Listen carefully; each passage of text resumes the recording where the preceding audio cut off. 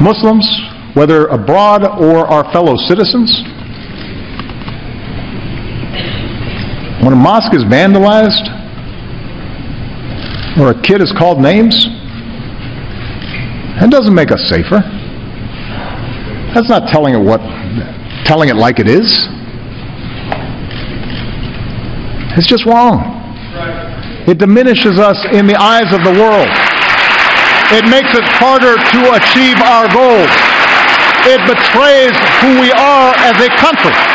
Well, that sure sounds like a swipe at Donald Trump, and Donald Trump himself, who is leading the pack nationally amongst the Republicans, joins us right now from Florida on the phone. Donald Trump, it sounds like the President of the United States does not like you. I would say that's probably true. He probably does not. Not very important to me, but I would say he probably doesn't. What's your reaction to his veiled threat or the veiled shot he took at you?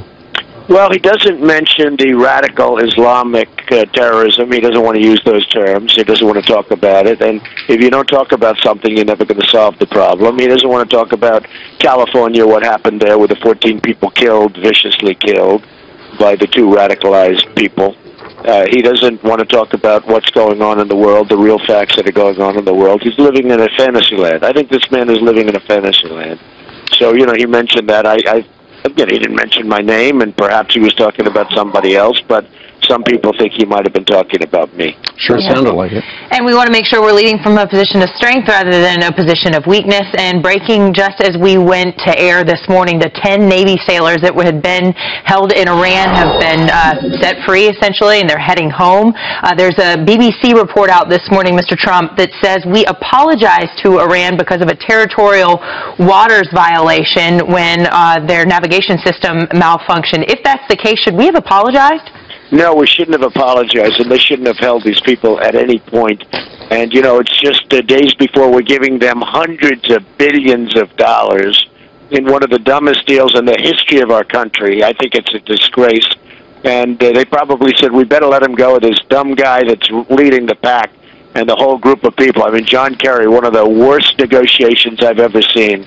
And they're getting hundreds of billions of dollars. And they probably said, let's let these guys go. We'll keep them the next time.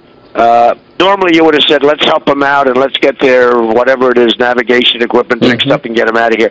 They held them, and they only let them go because they want to collect the money, because they're not stupid people. That's for sure. They're certainly not stupid, especially compared to what we have negotiating. So it's very, very sad that they held them at all. They shouldn't have. What they're doing essentially is they're taunting us. And they continue to taunt us. They also had some missiles go off right next to one of our ships the other day. And, they continue to taunt us because they feel we don't have very much leadership, which, of course, they're 100% correct about that. And this is before we wrote the $100 billion check. Can you imagine after they cash it, we'll lose all our leverage? But they said that the president did say, I avoided a war by cutting this deal. Well, let me just tell you, if they had the money, if the money was already there, they would have kept these people. They would have kept them. Hey, they already have our 4 hostages over there right now, including a minister, a wonderful guy from all accounts who's a pastor, and he's there because he's a Christian. But they already have 4 people, but it should have been gone as part of the deal before the deal even started. You wouldn't have even started the deal until they were left. Mr. Trump, it's just inconceivable what they're doing. You would not have even known that we had this crisis going on yesterday because the President of the United States did not mention these Iranian hostages, just sprung this morning, at the State of the Union. Nikki Haley was given the tasked by the establishment Republicans to give the response to the president. It sounded like, took a swipe at you last night. She said, during anxious times, it can be tempting to follow the siren call of the angriest voices. We must resist that temptation.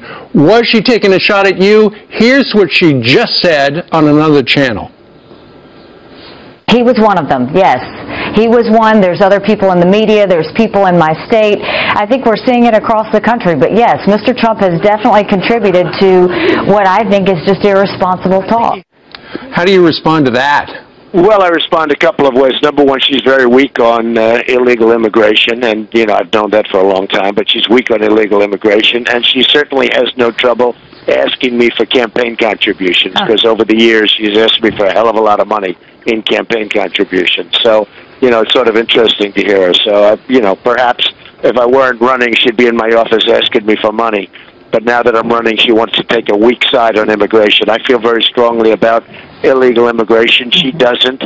And I think the people in her great state, I love her state. I'm there a lot. And by the way, I have a massive lead in South Carolina. We have a massive lead, and they're incredible people.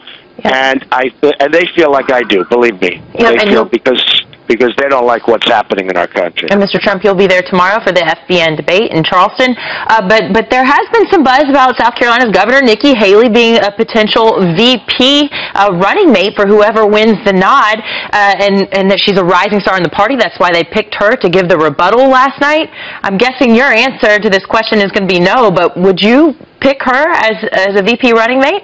Well, considering I'm leading in the polls by a lot, I wouldn't say she's off to a good start based on what she has just said. So, let's see what happens. We'll pick somebody, but we'll pick somebody who's very good. But whoever I pick is also going to be very strong on illegal immigration. We've had it. We've had it with illegal immigration, believe me, this country, and a lot of other things, especially when you look at what's going on and the Iran deal and all of the money that goes out, and we get nothing for it. So we've had it with a lot of things in this country. Well, she has been strong on bringing down jobless numbers, bringing back tens of thousands of jobs to South Carolina, and education reform, and a number of accomplishments. But you say she's weak on illegal immigration. Thank you, Mr. Trump. Okay, thank you very much. Okay, go campaign.